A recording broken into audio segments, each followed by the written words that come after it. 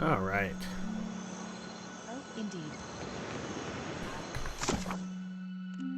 So I wanted to do a few tasks, like these bounties. Marielle the Mad. Coming to terms. Yep, okay. I wonder if they're still outside guarding this place. We shall go check.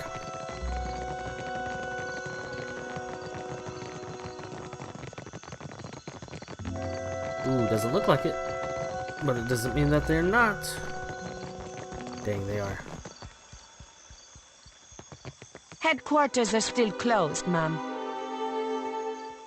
Okay. Yes, I shall. Guess where we will go do our bounties. A giant? One of the raccoon? No, much bigger, such is the rumor. Sounds like sailor tales to me.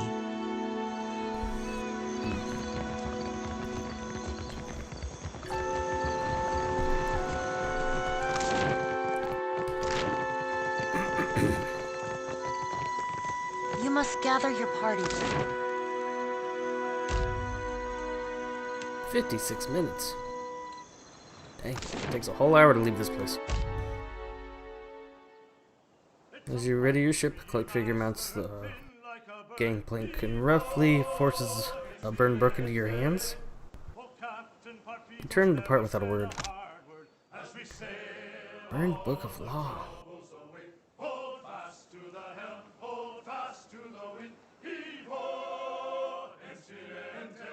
This is the first time I've heard a sea shanty. Open the book. The binding of the tome reeks of smoke. A few pages remain are crinkled and black. Based on the few chapter headers and survived the fire damage, this might have been a book of antiquated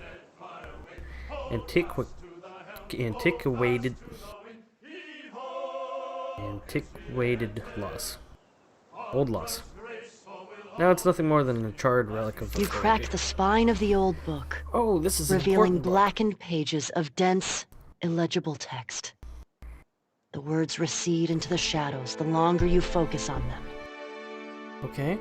Suddenly, the page widens to eclipse the world around you. A dark void stretches out on all sides. The air full of choking fumes that carry dying embers and curling flakes of ash. Hello? Is anyone out there? Something stirs in the darkness. An old woman steps forward, leering down at you from on high. Her smile is toothy and cruel.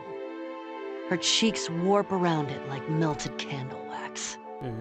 I'm so glad that my messenger tracked you down. These days it's impossible to find good help. Ooh, we could be sassy to Woedica.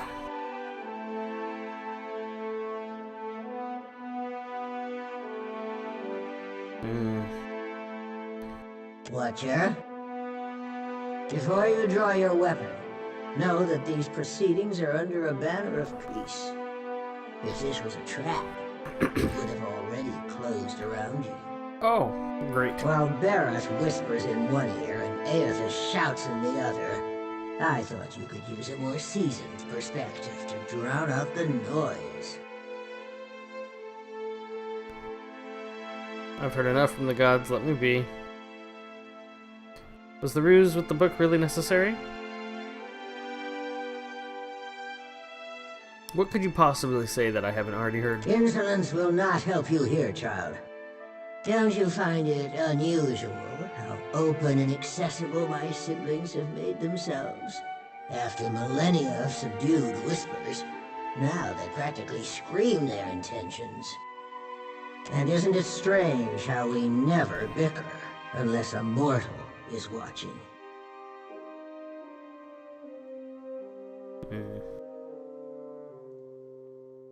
If we still possessed our glorious titans, my siblings and I would have put an end to Aethys and his rampage by now.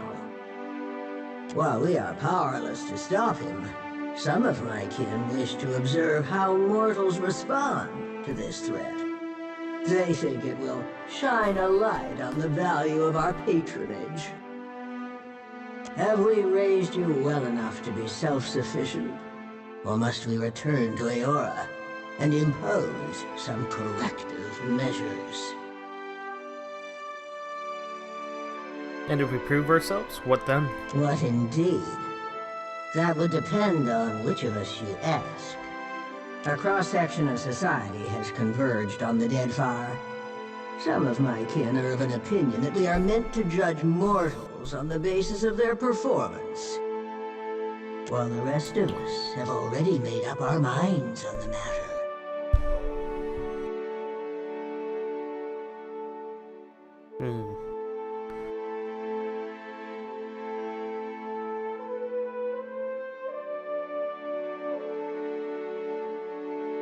So why do I get the feeling you're trying to convince me of something? Judge for yourself. But I think you'll find my intentions are more straightforward than you think. When we ascended to godhood, we did so to provide for a savage people. Our goal was to craft a society whose values were made to last. Perhaps even a society that had no need of us. A naive fallacy, but one that inspired my optimistic, misguided kin. How you and your allies counter this threat will demonstrate whether you are competent enough to guide your own destinies, or if we need to revise our strategy. The soft-hearted among us are counting on you to win this existential wager.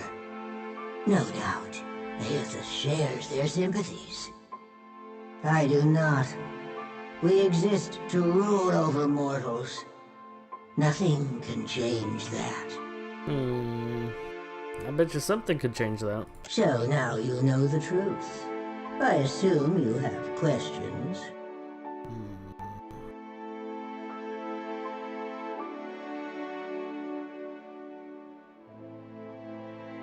I want to talk about the wheel and your rise to godhood. The wheel is our shared responsibility, and each of us serves it in our own fashion.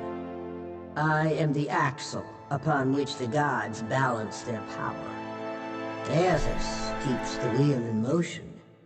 He was our promise to mortals that time and labor would yield a deserving reward on the next turning of the cycle.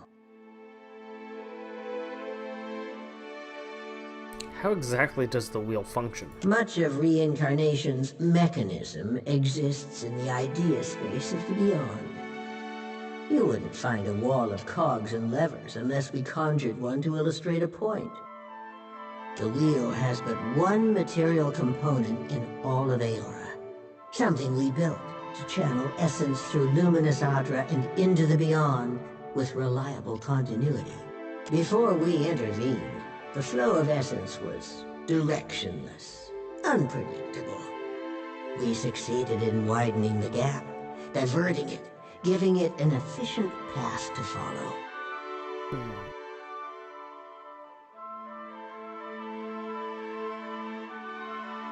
Reincarnation existed before you, so why not just leave it alone? Before we took control of the wheel, reincarnation was error-prone, lacking forward momentum. Hollowborn were fairly common, and hardly the worst of the soul maladies. Control gave us the power to strengthen the souls of intelligent kith over generations. We made you wiser, stronger, more likely to develop the society we thought you deserved. Every turning of the cycle demonstrated the righteousness of my belief.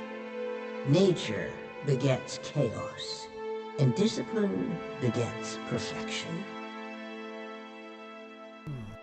How did the Ingwethans become gods? At the height of our power, we recognized the potential of the soul.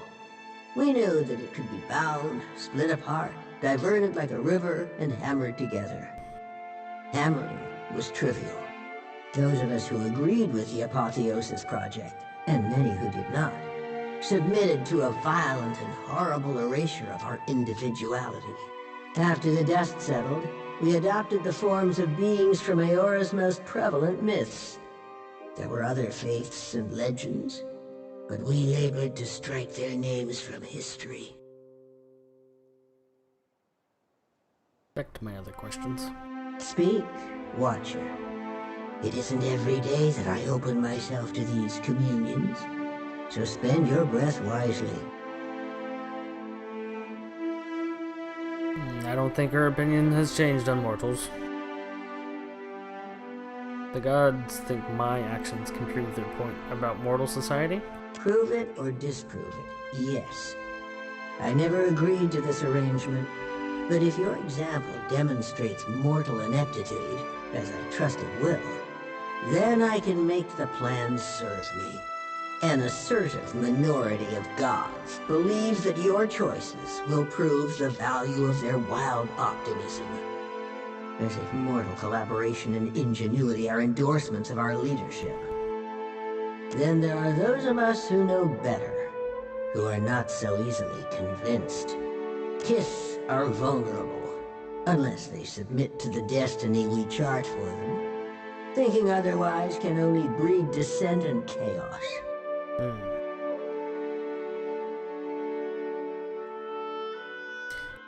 Tell me about this enlightened society that you once wanted. It was an ambitious plan, our utopia. Perhaps too ambitious. We ascended to power, responding to a need inadequately satisfied. Assuming these roles gave us the authority to mold Aora over time, to influence you and lay the groundwork for a society yet to come.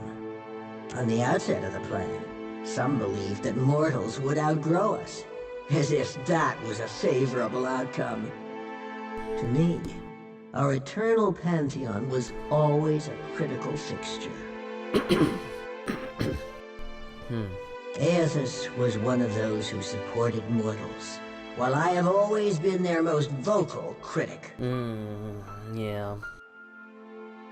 Okay.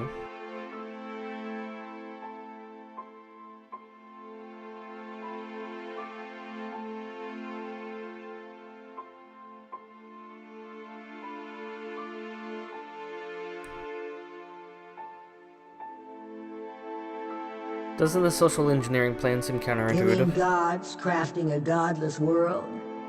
Naturally. My siblings desired to influence mortals and steer them in a proper direction, even if that direction led to places we could not follow. I have no intention of being left behind. Society would unravel without its queen to impose strict order. Why do the gods tolerate your opposition? Opposition can take many forms. If a church embraces and weaponizes my doctrine, that is very different from me rampaging as a titan. Aethys is not known for subtlety. Twice now, he has contaminated the purity of our experiment, and done so with extravagant displays that undermine our authority.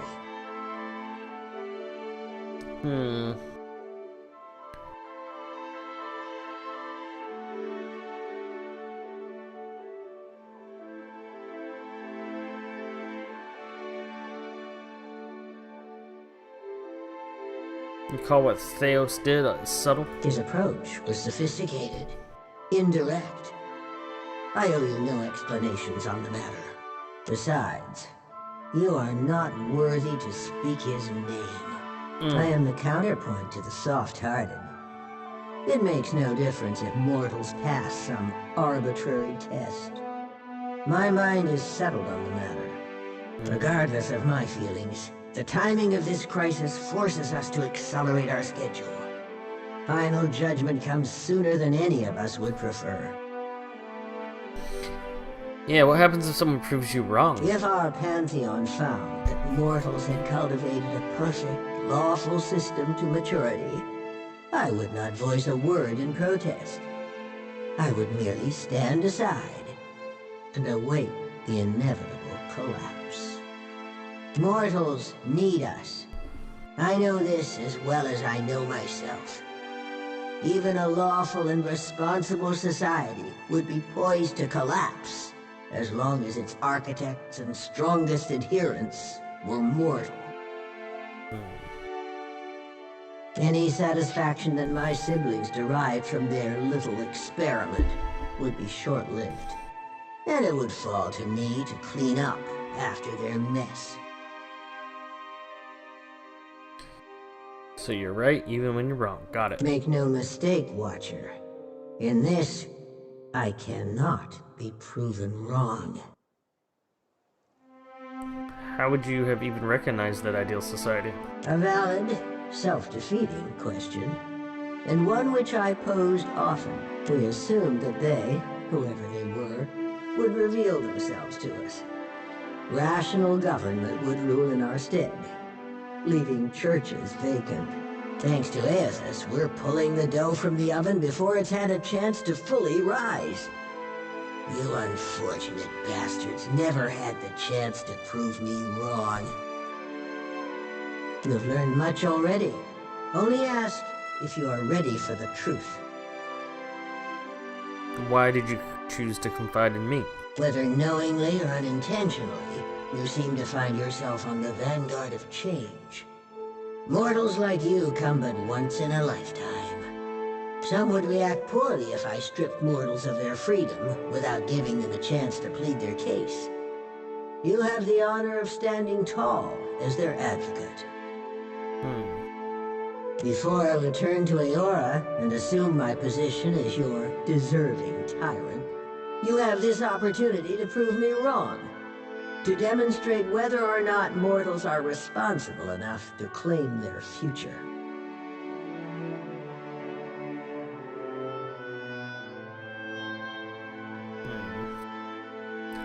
That's sketchy. You speak as if we don't have a chance. You speak as if you do. I do? Mortals have precious little time to decide for themselves. Will they stand together as one, or swallow their pride and bend the knee? I have every confidence that you will disappoint us. Once my position is upheld, the undecided among the gods will embrace my plan. And has your opinion of mortals changed, even slightly? Nothing you've done has tarnished it utterly beyond repair. You may congratulate yourself on that much, at least. I think we're done here. Yes, I think we will. This is not the end of our discussion. You know how to find your way back to this place. Woedica nods stiffly.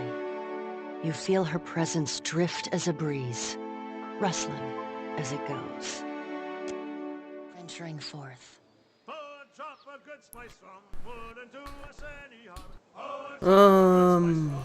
Actually, hold up.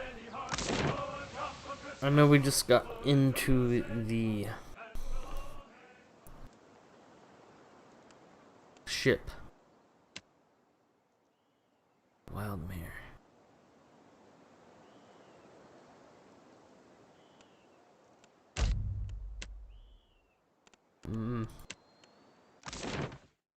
So, I did some research and I found out that I just need to go and rest at an inn.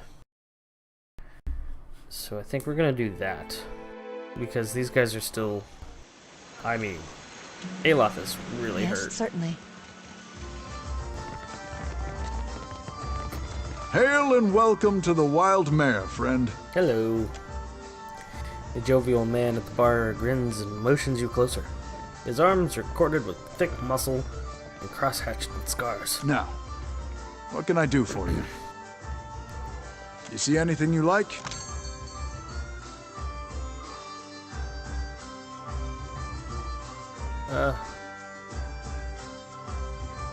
Backstage storage room?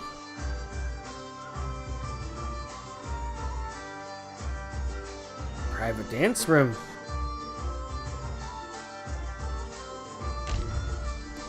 Rest. Rest in the private dance room. I mean dancing.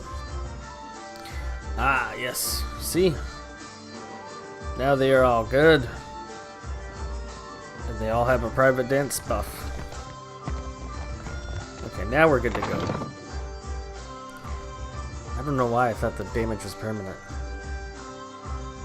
It was bad though. We hadn't rested since the first explosion. All right. Which one of us am I thinking of now? You be thinking of the Watcher. That's 10 in a row. That's some talent you got. Aye, the talent of noticing who you be glancing at before you ask me who you be thinking of. Doesn't he have a lot of sleight of hand? Where is your...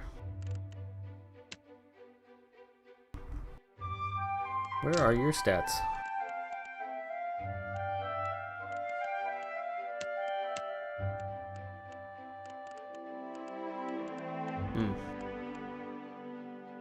Could have sworn we could have looked at stats.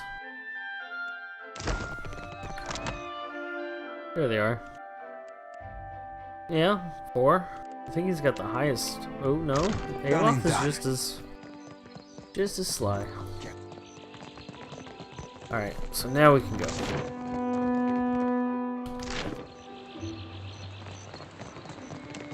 Do some bounties, get some money, get some grub, some rum, some rep. I kind of want the junk. The junk looks pretty awesome.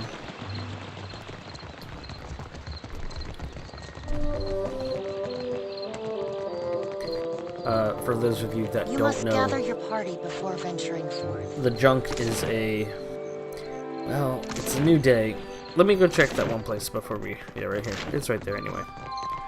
The junk is a pirate ship that I can buy from the dwarf. Zenmar? Or something like that? Eh? Eh? Ah. Sorry, I got my screen over here. Like, that's where I can see myself. So that's why I look over here. But you guys are right there. Oh, so fancy. So fancy. That guy looks like he's straight from The Witcher. Black and yet. Oh no. The helmet's a little bit different now. Hi. Hello. This guy is the one we need to talk to. The clerk busies himself about the... I thought that was a... The pig scared me. About the room. Favoring you with a brief glance. He rubs his eyes under his... He rubs under his eyes and exhales through his nose. Try not to break anything. Excuse me?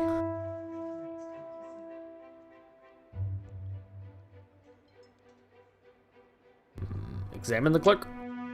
Lucas' shirt is spotted with a number of faded purple stains that you recognize as droplets of wine. Someone has tried unsuccessfully to wash them out. Noting your interest, Lucas tugs his jacket closed. The servers at the tavern are clumsy. Most clumsy indeed. He clears his throat and fans at his neck. I spoke with Tawanu outside. You have a claim on his tribe's land? A lawful claim, I might add. No matter what the native says to the contrary. He showed up with a forged contract, as if I wouldn't know the difference between our paperwork and theirs. He gestures dismissively out the door. Tawenu is lucky I only seized the forgery. The Galad is too good for his kind. I'm trying to spare you a headache by getting this sad native off the streets.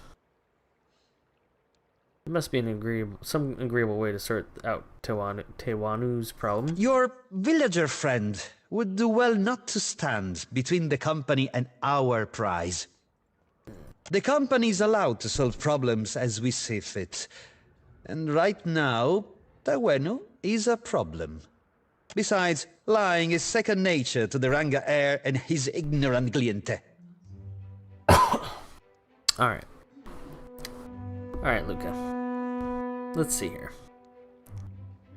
I will not make sure Tawanu sees a reason. What is the purpose behind such a contract? How much would it cost for you to lose the original contract. Oof. We're talking about the Dwape homeland? This isn't right. You know, I could always just sit on the office stoop and tell passerbys how the company conducts itself. I see. Luca glances away, his gaze wandering anywhere but your direction. The company would appreciate it if you kept our affairs as discreet as possible. Wow, bribing me! Now move along. I have larger matters to resolve than the fate of one insignificant island.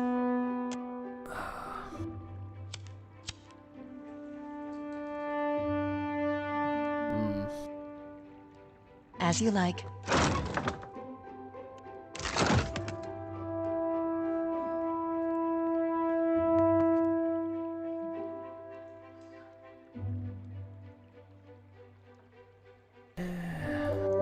Might have to sneak in here.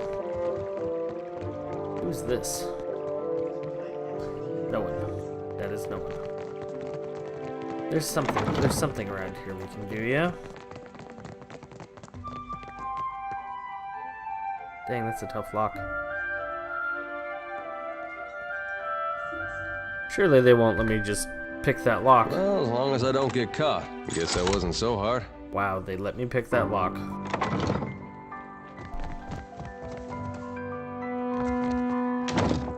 And who might you be?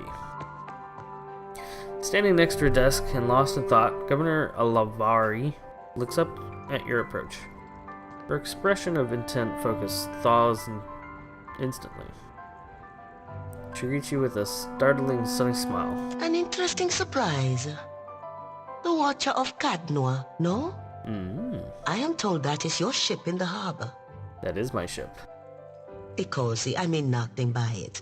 All newcomers are of great interest here. I am Nueva Alvari, Governor in Residence of the Valiant Trading Company here in Nekataka.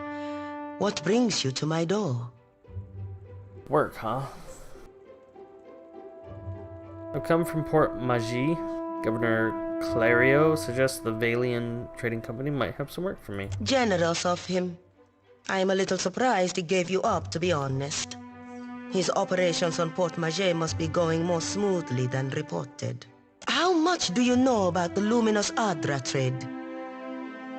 I know Athos is looking for it. Funny. I thought the Dawn Stars were the only people we didn't have to worry about. Every viable deposit is of interest to us. Cartographers, surveyors, at any moment we have a dozen expeditions underway. Some weeks ago, we received word of a large quantity of luminous Adra on a distant island. Pukukahara. It is not charted on any of our maps. However, Pukukahara is said to neighbor the island of Tikawara, and we've already made contact with the natives there. We dispatched an expedition to Tikawara with instructions to locate the Adra site and determine its value. Tikawara. The village of Tikawara was recently founded by a small Wana tribe. Though the location has limited access to food, it is close to legendary Nguithan ruins known to Hawana as Pukukahara. Our people have neither returned nor sent any word on their progress. Alvari spreads her hands in a gesture of helplessness. We are too long delayed, and someone must finish the job. A watcher can determine if there is essence in the Adra, if it is worth the trouble and investment to remove it. Information for which we are willing to pay.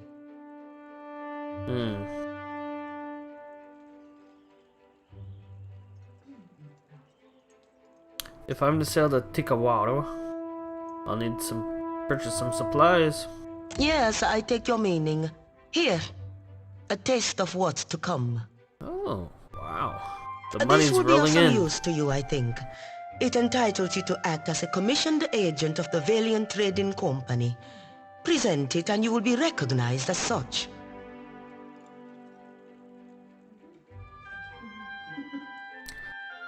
Alvari presses a document in your hand. You've gained an item quest. Valiant Trading Company Writ of Commission. Be it known that the bearer of these documents is empowered to act on behalf of the Valian Trading Company in matters pertaining to the exploration and expansion of company interest with the Deadfire Archipelago. The bottom of the letter bears Governor Leve Alivari's signature and official seal. That was put in your stash. Until then, I believe we're finished. Return here once you have word of our agents and our prize. Oh, and take care upon the open sea. There are greater hazards in these waters than a few pirates. Well, I'm glad I unlocked that door. Well, as long as I don't get caught. Can I pick this? Am I gonna get... All right, but I'm keeping what's in. All done. Really?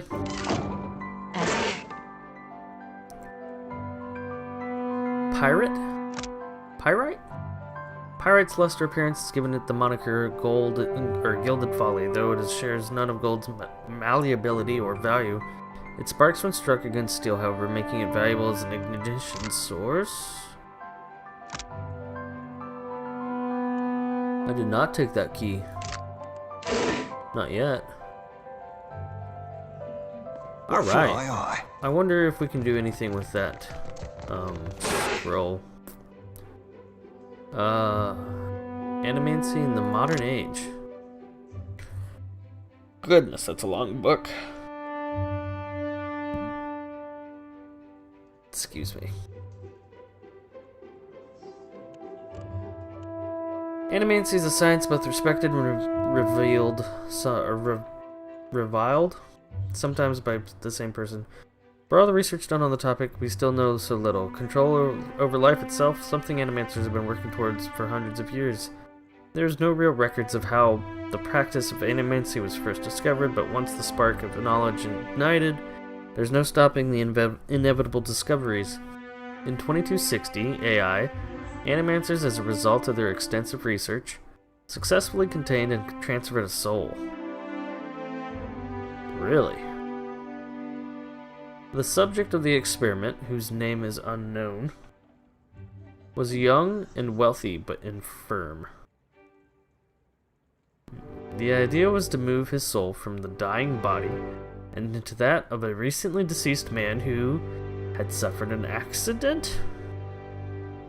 That sounds suspicious.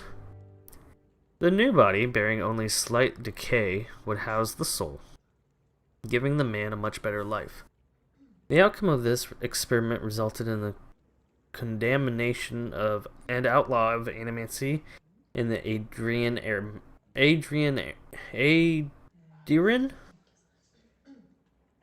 Empire, a nation resulted from the merger of a human kingdom and an elf kingdom 400 years ago, ruled by First King, or Illustrious Queen, Fair Conning. Both Deerwood and Redicerius originated of the colonies Adra. Adir? Ow, that was a painful scratch. My bad. Anyway, again, when we have no true records of what happened, as they were all destroyed after animancy was outlawed, a journal was discovered, a makeshift confession by one of the participants. Experts from that journal follow.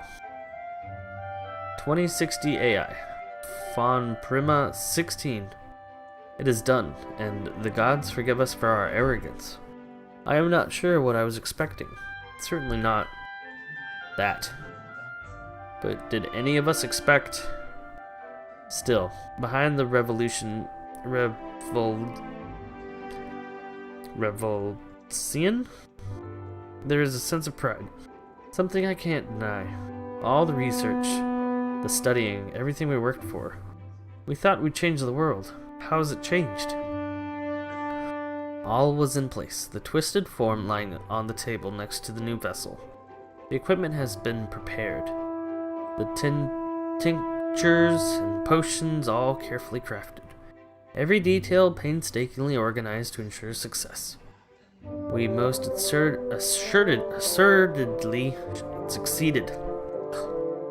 The procedure went exactly as it should. The soul, extracted from the old body, held bound in place to prevent it from moving on. Then the next step, transfer to the fresh vessel. It was beautiful and terrifying. I listened as they spoke the words of binding it. I watched the soul move. Not the soul itself, of course, but the vapor we used to detect it, as it lowered into the vessel. A gentle luminescence covered the body, and then nothing. Silence, darkness. I held my breath, afraid of even the slightest disturbance would destroy all our hard work. Then motion. Then, dear God, then blood. How did I survive? I do not know. The vessel rose from the slab, and the room breathed. Every person crowded around the table exhaled. Some cheered. We made life from death. We had become eternal. The body closed its eyes, tilted its head, looking for all purposes to be listening for something. Or to it. When its eyes popped open, it moved its lips and peeled back from its teeth in a horrible expression of fury. It fell on the nearest man, tearing his throat, knocking him to the ground. Then the room erupted into screams, shouts, and a fury of bodies running, pushing, doing everything in their power to get away from the creature sitting on their colleague. But right before that happened, in a split second before the chaos, when there was nothing in the air but a stunned, terrified silence, I heard it, sitting there on his chest, face at his neck, and it was feasting. So they made zombies.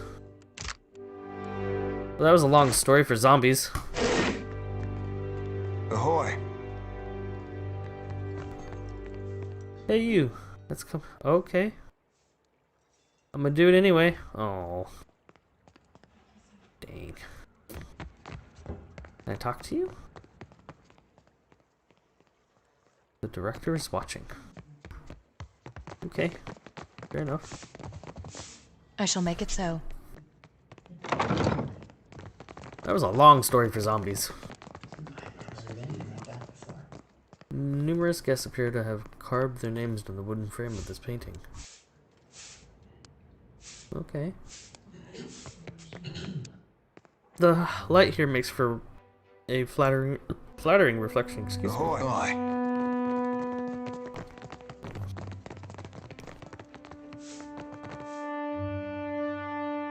There is a roof, right? We can go on the roof? Okay. Who's that lady? Unless you have business here, turn around right now. Okay, bye.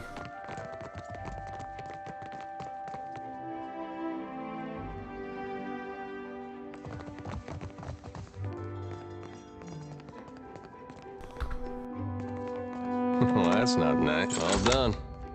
Oh, shoot! Yes? I didn't see that part. Just go ahead and reload the quick save that I just made. My bad. Yes? I will unlock it.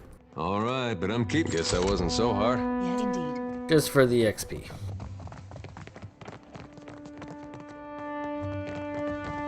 What's in here? Is there anyone in here? Oh, there's one As you person in like. here. Just a moment. The dwarven woman at the desks does not look up yet. Does not yet look up. She taps her chin on her, or she taps at her chin with the quill in her hand, a look of furious concentration on her face. After a few moments, she scrawls something down in the ledger in front of her. There we are. So, did Alvari send you? I'm putting together the numbers. You will have to be patient. She glances up at you, distracted, then looks up again, blinking owlishly. Well, you're no clerk. Sientere, Watcher. I was preoccupied. Do not take it personally. They put me in this side office for a reason. Yeah, I'm sure you're busy. Oleska Sarasso, advisor. Did you get turned around? I have little to do with people, to be honest. Numbers, mostly. Sarasa gestures to the desk with a quick sweep of her arm. What can I do for you today, Watcher? How fares the company? I will not lie. Our fortunes dwindle. I must ask the director for some clarity on these figures. I cannot imagine why they are so low. I think someone might be siphoning a little bit from the top. Or the bottom. Probably the top, though. What do you do here? Put plainly, I am an advisor to the director. I keep the books in order and offer advice on the operations of the fleet. Profits, losses, all here. Okay, rather than pointing at a ledger, she raises her hand and taps the side of her head. I have a better head for numbers than for small talk, I'm afraid. It isn't personal. It is nice to be asked, I suppose. I hardly ever get anyone in here unless they need help with their sums. Scholar. I don't see why. You probably have the most important job here. That is true, but hardly anyone says so. Sarasa smiles, an earnest, amused smile that brightens in her eyes and puts color in her cheeks. I have been lucky to reach this position. I enjoy the work, and it is clear that I am needed. Being useful. It is a good feeling. Can I ask you some questions? No. Ado, Watcher. Governor Clario had many kind things to say about you. I have you here in the ledger. A net profit. Oh. What can I do for you today, Watcher? I can spare a few moments. Who runs the company? While the Songreta is away, Cantaniro is the company's highest authority on the island, but he mainly concerns himself with diplomatic affairs. For the usual business, you want the director. And what do you think of Alavari? She's nice, no? A little intense, maybe. She gets results. Always to the letter. I just thought she needed a new mic. Could you tell me a little bit about the Valian Trading Company? Well, it is funded and so controlled by the Songreta Mea Compresa. I can tell you that much. A council of 11 investors. Dukes, nobles, not all from the Republic's mind, but all very important people. Alright, that's all I wondered about. Farewell.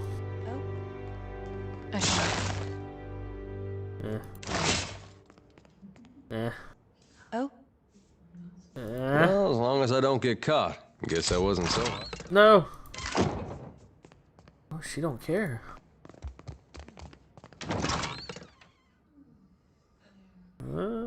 Fine scepter. I don't think anything in there is worth anything. I shall. Dang, I was hoping for someone to talk to about those papers that I need. I wonder if I can come during nighttime now, because I have papers that are authentic and Queen's Birth. Here we go. This is the roof area that I wanted to see.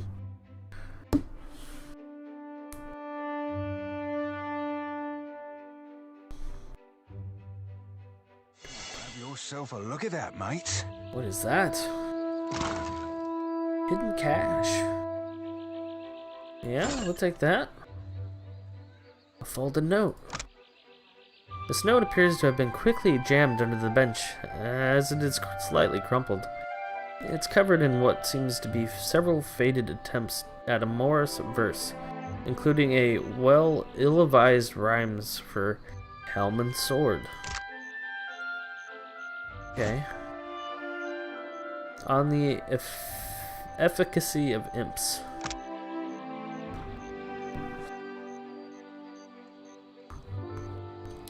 The time-worn adage among practitioners of the arcana arts averse that earlier wizards compelled imps to service not out of the desire for the assistance, but to banish them from underfoot. I doubt it not at all, for one could not conjure more unruly, noisome, maldrat, or irascible aid. Why then do we employ these diminutive meddlers. Imps, dear reader, are to a wizard's sanctum as rats are to his ship. Whether out of malignant instinct or pure mischievousness, they infiltrate our laboratories with alarming regularity. Then Guth conjectures in his sensitivity of simpletons that imps infest any locus of concentrated mythical influence, and accounts of the creatures lurking among the uninhabited ruins of Engwith. The name of Engwith is the name of this extinct civilization that dates back more than 2 millennia. Their population center is believed to have been where present-day Glanfaith, Bath, and Dryford lie today.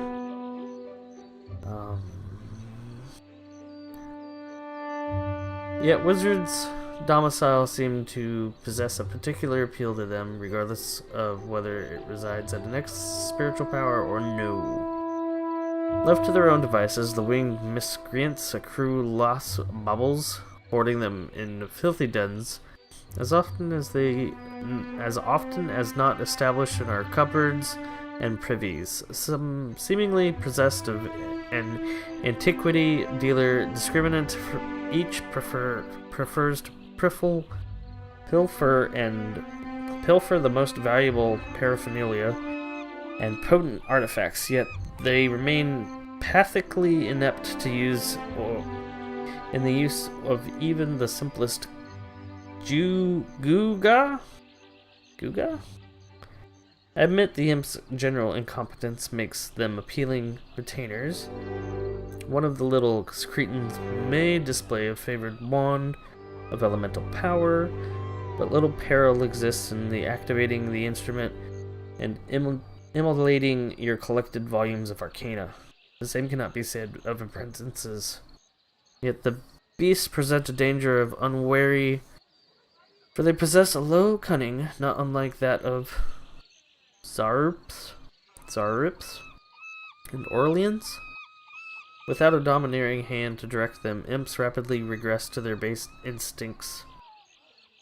As a result of their propensity for pack behavior, even transitionary leniency with a single imp can imperil a wizard's entire collection.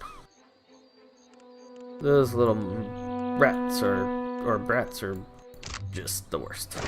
What did you do before you were a ship hunter? Rough times, lass. Would spare you the telling, lest you be set on it. I reckon I can handle it. Crew I were with, they give me any job they thought like to kill me. I'd live to prove them wrong. Can't live the good times unless you survive the bad. That would be in a pirate's all about. Aye, sure enough.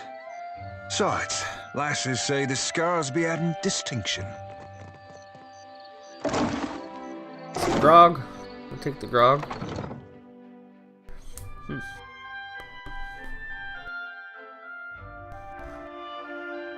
This is a very text-based episode. I apologize for that. Alright.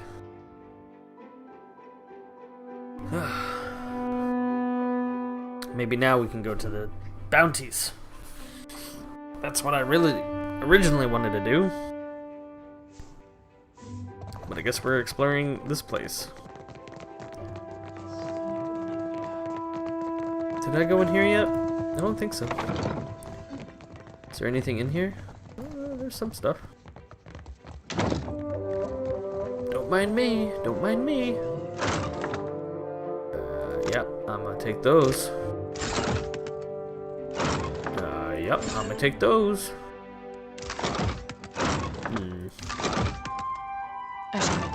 Yep, I'm gonna take those. Already read that. I'm not reading it again.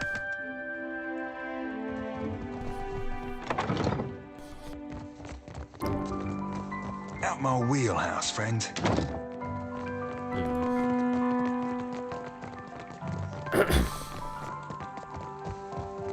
Watcha. It's Hello. still going on, is Has it? been raving ever When since will they those moved in arrogant next door. clowns- Imagine them as neighbors. A Valiant clerk whispers to the ear of her friend, who closes her eyes and nods in a sagely manner. It's a point of pride, I suppose, having the bigger house in the district. The second woman ponders this to herself, glancing out the office window and tapping her chin. Pride! I wouldn't count on either of them having much of that in stock. She flinches as she notices you, but recovers quickly, putting on a winning smile. Something we can help you with, madame? The clerk favors you with an official smile. What are you ladies doing here? I couldn't help but overhear. What was that you were talking about? Have you been walking through Queen's Birth with your eyes closed? Or have you simply failed to notice the trouble between the Bardato and Valera families? She gestures meaningfully toward the door and gives an exasperated huff. Let us bring you up to speed, yes? Two families, Bardato and Valera, have been feuding for months. The Bardatos are older, wealthier, and better established, both here and back in the Republics. The Valeras are newer to Deadfire, but success at pirate hunting earned them prompt status. They purchased an estate next door to the Bardato house, and a whole nest of conflict and disagreement arose from there. One side has the money, while the other is a rising star. Unfortunately, it's all too natural that they should disagree. She closes her eyes and nods. What are you ladies doing here? We are apprentice clerks to Luca and Governor Alvari. They don't let us access serious documentation, except under the strictest supervision, of course. Someday, though. She tips her chin up and smiles. It is a joy and a pleasure to serve the trading company in any capacity. Once you see how irregular everything is in Neketaka, it seems obvious that the Huana are clueless and the Republics are so decidedly in the right. Okay, farewell. That was it, huh?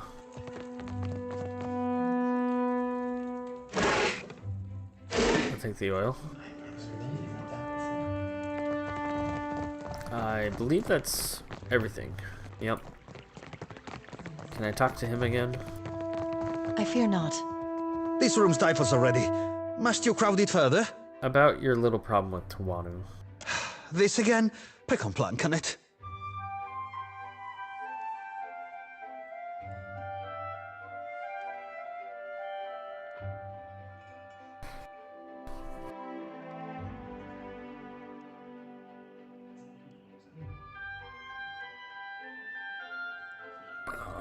Man, I want to fix his problem. Not him, the other guy. And I got bribed.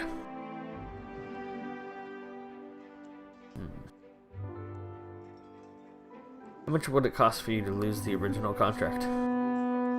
Yeesh. What's the purpose behind such a contract? Simple enough. We take on the burden of caring for the tribe in exchange for luminous Adra rights. Tawenu is myopic if he thinks his tribe can thrive under Aranga in this climate. Ranga, the title of Hawano tribal chieftain, not to be confused with Ranga Nui, the Ratuayan title for the emperor. How much would it cost you to lose the original contract? Did those words really just escape your lips in broad daylight?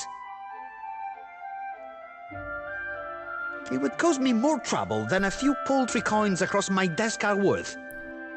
We're talking about the Dwapa homeland. This isn't right. This is the homeland they signed away for money, Ak. I can almost guarantee the company will put it to more dignified use. Keep negotiating like this and you'll drive Juana into the arms of the Royal Deadfire Company.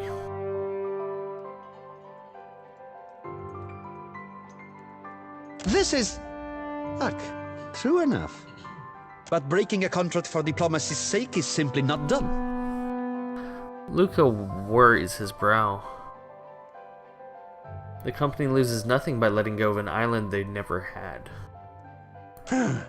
I would be remiss to uphold one contract to the detriment of our operation. Go on then. Some of us have more important duties. Did we do it? I was able to secure the Duapa rights to their homeland. And I got 1,100 gold from it. Ahoy, Captain. Oh, hi. If I could bend your ear a moment, I'll be aiming to thank you for bringing me aboard. A furred hand at his belly and one heel out. He bows deeply, drooping ear almost touching the ground. Okay. You run a tight shop, and you ain't no terrible person, neither. It'd be a welcome change from the gentleman of leisure. Tell me about this gentleman of leisure. The gentleman is only the finest ship among the Principe, and Captain Ferrante, our most respected shipmaster. It were 2 honors and a half to be chosen to join his crew. I detect a button there. Aye, you ain't wrong. Joining the gentleman meant leaving the sorcerer, leaving the only family I've ever known. Why were you willing to leave that crew to join me? Now don't sell yourself a Suole short, Cap, nor me neither. I know an opportunity when I board it. Okay, he chuckles. I'd seen what there were to be seen upon the gentleman, learn what ropes were to be learned. Methinks a watcher after a dead god'll thrust me into an whole new set of eye openings. I'm sure it will. And believe you me, I do appreciate myself a good thrust. Listen, man. You can't flirt with me when I also hit on you, and you turned me down. I'm glad you're with me, though. Gift for you. This trinket be from one of the first ships I hunted. You got a gift. Malnage would have snatched it had I not found a perfect hiding spot. Huh. Where did you hide it? Oh, no, were I to tell you that, you mightn't want it no more. Oh. Seraphim gives an innocent whistle while scratching his ass as subtly as one could scratch it. Just a jest, Cap. Nay, I tucked it away in my beard. Didn't wear braids back then, so my hair caught about everything from feathers to fish bones. Malnar shook me down for plunder after each raid. I figured out she wouldn't go nowhere near my beard. Said my face were like a saw-rip fetish. Thank you for the gift, Seraphim. You be entirely welcome. Now, if you'll pardon me, I've roundabout reached my limit for sentiment. Yep, I have as well. Cypher's Shackle. Oh, he saluted me. Cypher's Shackle. Oh my goodness. That is the most expensive item I've seen yet. Other than, like, ships and stuff. +1 constitution. Shattered chains. Resilience to dexterity afflictions. The woman who recently wore the shackle came from an eggmantic.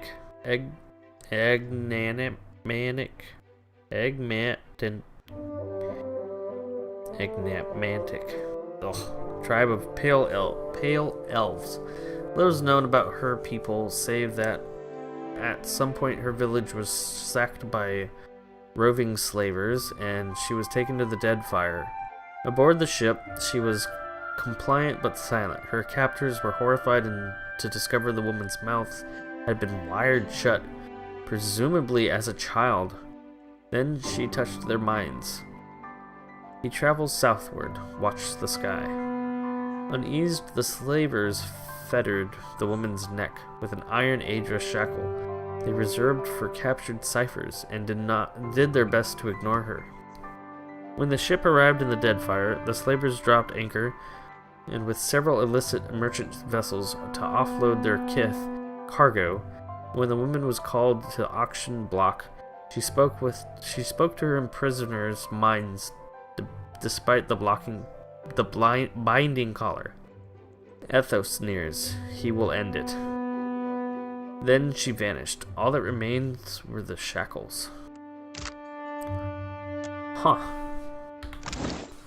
And those are what exactly?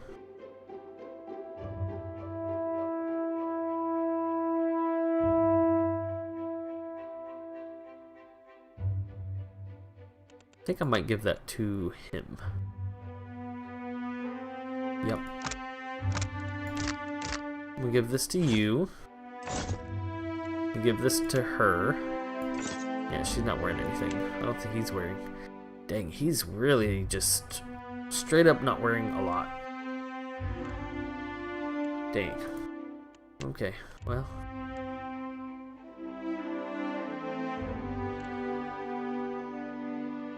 Alright. Sure do like it. Yes, I shall. Alright. So we got a few things to do. We got a lot to do. Well, I think I'm gonna end it here. I know it was pretty text-based. A lot of reading.